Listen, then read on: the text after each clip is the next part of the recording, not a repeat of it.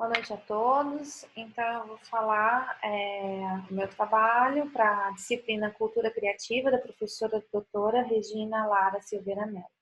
Vou falar do processo criativo do Champiano de Candoné.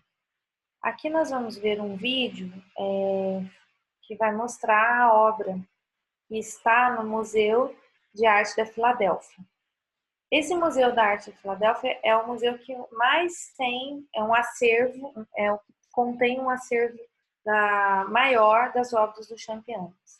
Aqui, então, a gente tem a obra que fica no anexo da Sala Rose Selavi, onde tem as outras obras do Champ, e a gente tem essa porta de madeira, que tem dois orifícios, né, dois buracos, e para você poder ver a obra, você tem, então, que espiar esses dois buracos.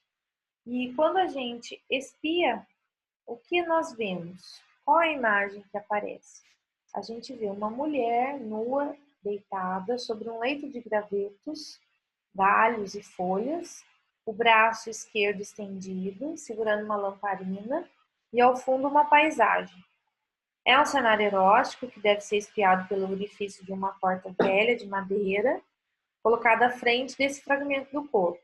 A gente vê também, entre a porta e o corpo, um muro que tem alguns tijolos, né? Então você percebe, pelo orifício, você percebe que tem uma textura de tijolos, como se fosse mesmo um muro. Você está espiando, além da porta, você está espiando também um vão, né? Um vão, de repente, de um muro.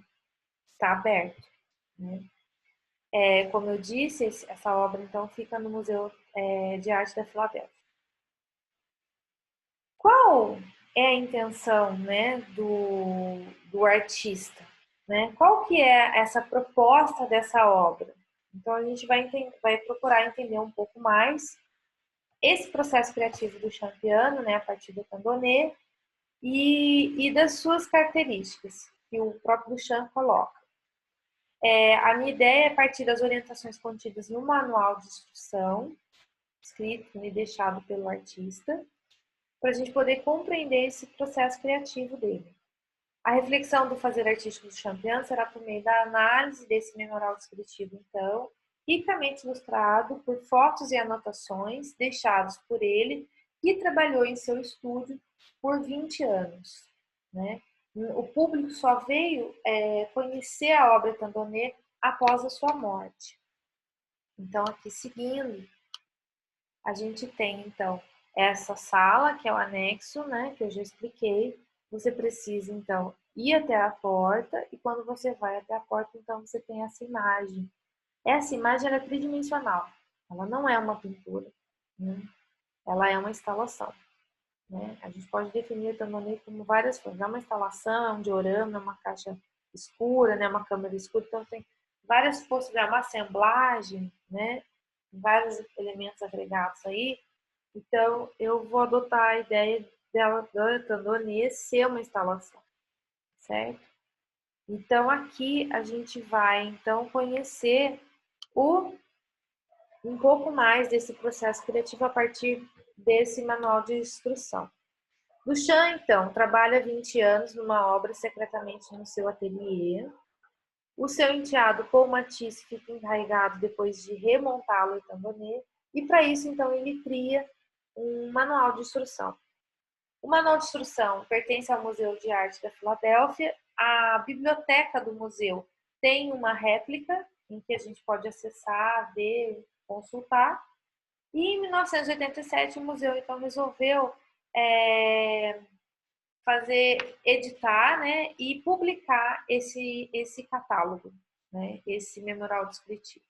Esse é o aspecto, então, as fotos que vocês estão vendo aqui, então, é dessa publicação de 1987, que traz muito fielmente o que seria esse manual, né, o que é o manual de instrução. A gente tem fotos aqui, essa foto aqui é uma foto do Etandoné visto por lado de dentro. O aspecto desse manual é de um fichário, e nesse fichário contém folhas que podem ser duplas, ou pode ter uns anexos, umas pequenas folhas, e ele vai todo escrito à mão e está em francês. Todas as anotações são escritas em francês. Ele vai colocar também desenhos com medidas, detalhes. Esse aqui, essa imagem que a gente está vendo é de uma maquete que pertence, né, que está lá no manual. Na foto menor a gente vê ela abertinha para ter a sequência da porta, do muro e da paisagem ao fundo.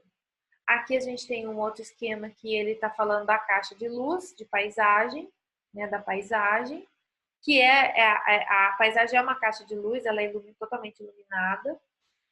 Outro detalhe interessante é o piso, né? Esse piso xadrez que faz parte da obra, ninguém vê, mas esse piso faz parte da obra.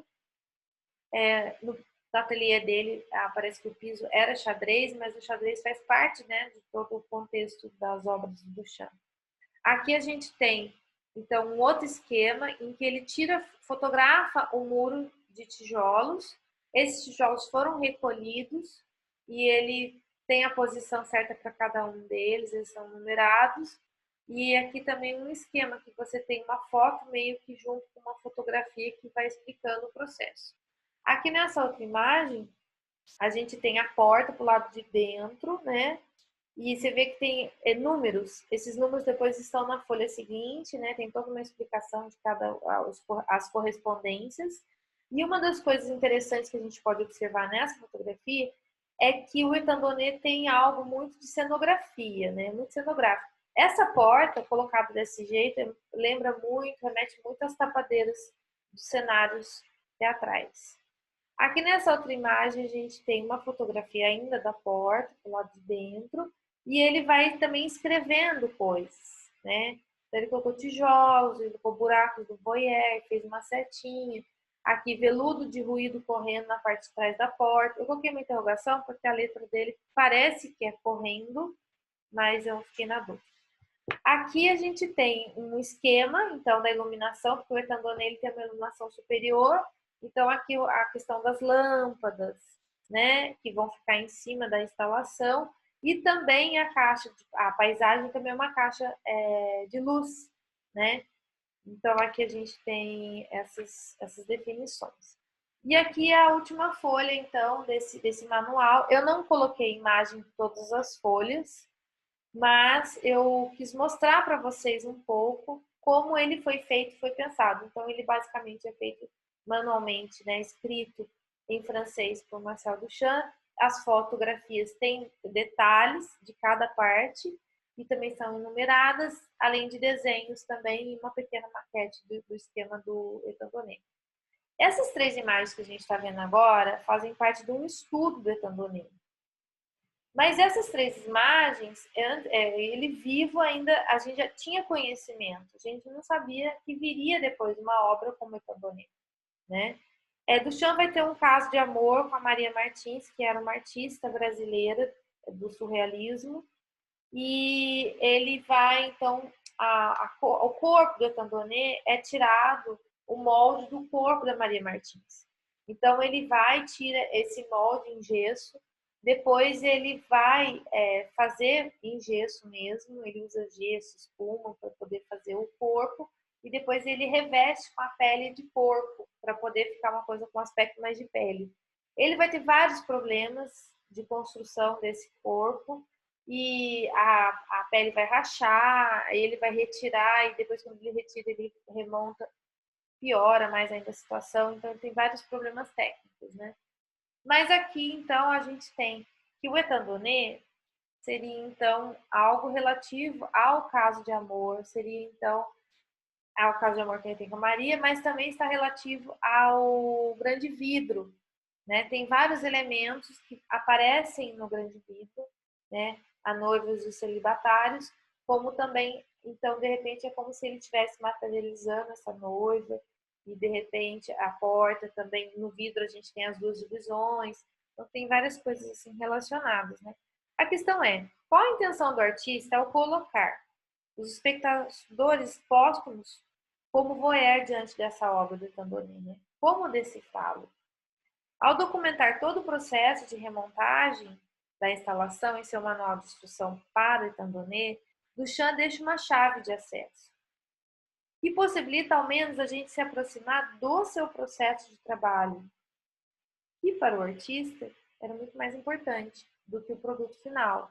Então, a gente pode entender também essa importância que ele dava para esse processo, né? A partir do manual de instrução extremamente detalhado, né? Ele não vai dar explicações, mas a gente tem isso. A obra Todonê, então, ela vai ser revelada ao público em 1º de julho de 1969, depois, após 9 meses da morte do Marcel Duchamp,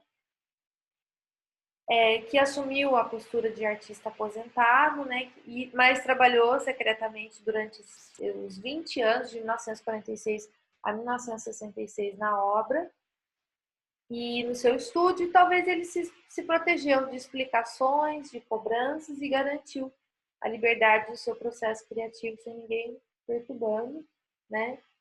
E também a gente encontra escritos. Ele vai trocar correspondências com a Maria Martins, então dá para fazer um paralelo e procurar. Tem algumas coisas assim que a gente entende um pouco essa relação que ele teve com a Maria e a importância da Maria para o Etandonê. Depois do Etandonê, a Maria tinha os cabelos castanhos escuros e o Etandonê tem uma mecha de cabelo, né? Tem uma peruca loira. Depois ele vai casar com a Tine, que é a mãe do Paul Matisse, que vai remontar a obra, e aí ele coloca o cabelo loiro. Então, ele, na verdade, o Etandonê tem o cabelo loiro, não tem o cabelo da Maria. Mas a gente sabe dessa influência muito forte da Maria nesse trabalho. É isso, gente. Espero que vocês tenham gostado, e é muito instigante esse trabalho, e espero que vocês tenham ficados, assim, de certa forma, encantados, porque eu sou muito encantada com todo esse mistério em volta dessa obra, que também é muito enigmática. E é isso.